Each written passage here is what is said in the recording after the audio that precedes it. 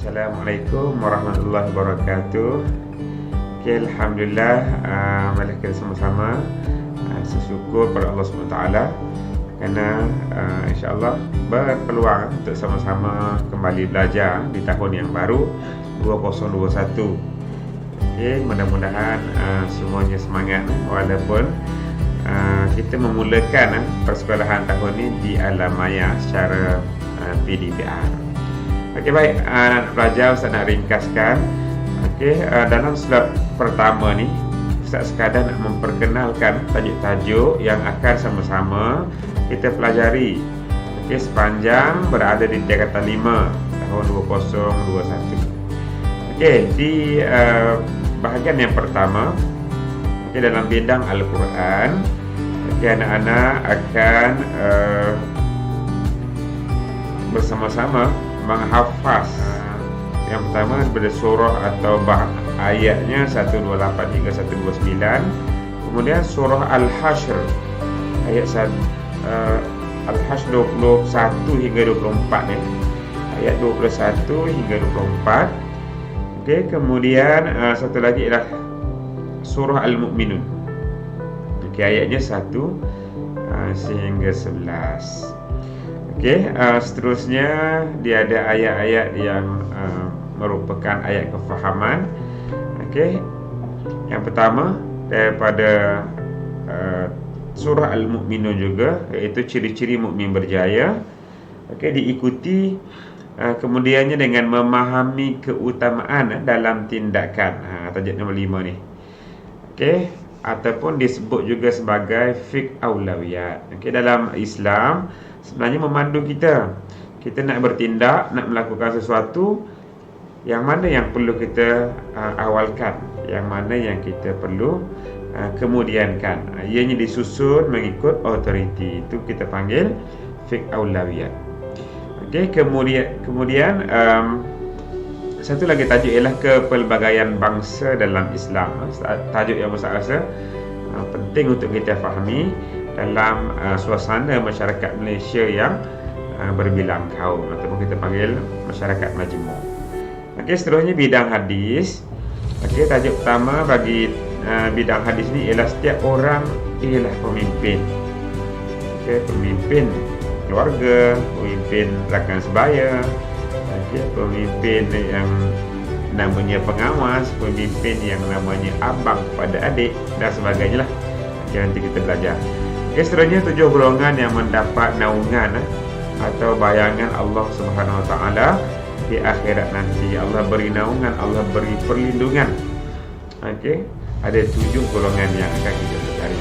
Okey, seterusnya dalam bidang akidah.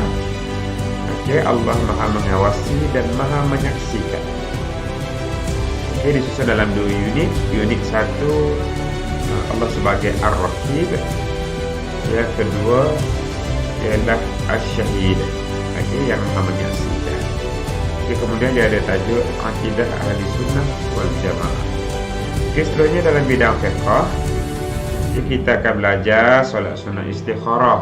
Pernah buat ke tidak solat sunat istikharah ni? Okey, pilih sekolah ke, kan? Pilih jurusan ke, masa nak masuk dekat tempat mula, ataupun akan datang pilih calon pasangan. Kemudian solat sunat, sebenarnya kita pernah buat dulu di sekolah pun waktu Ramadan. Okey, seterusnya tajuk yang dikekalkan daripada silibus yang lama dulu, KSSM ni pun ada.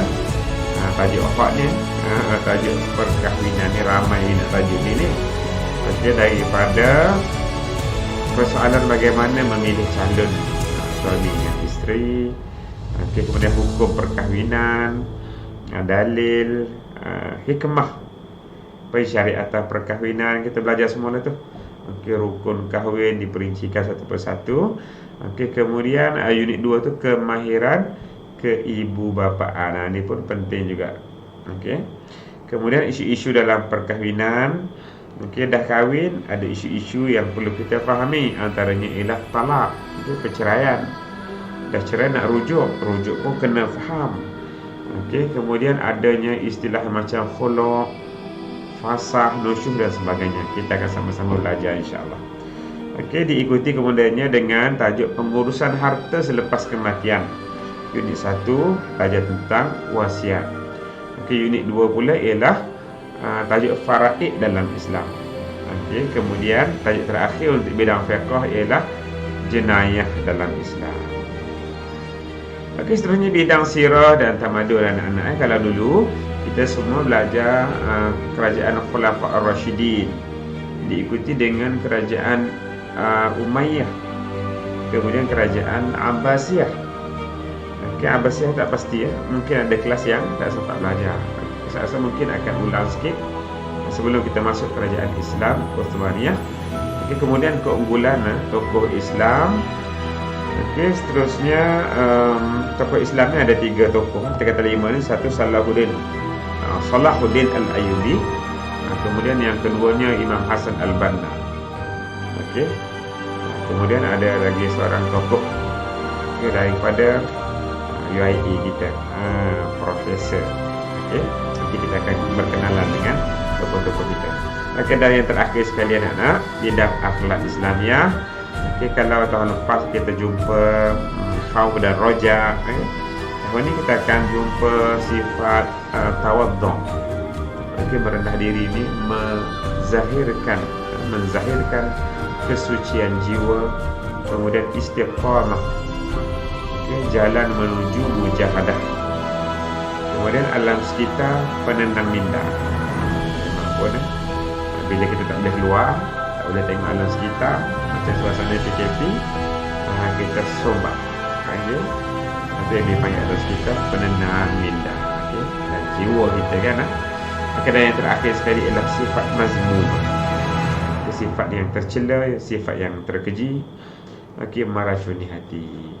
Okey, demikianlah anak-anak keseluruhan tajuk-tajuk dekatan 5 yang akan kita pelajari tahun ini insya-Allah. Jadi saya harapkan masing-masing terus bersemangat untuk sama-sama mengikuti PDPC ataupun PDPR dalam apa sahaja bentuk. Yang penting nawaitu kita dan juga ilmu, ilmu dalam dada kita mudah-mudahan bertambah insya-Allah.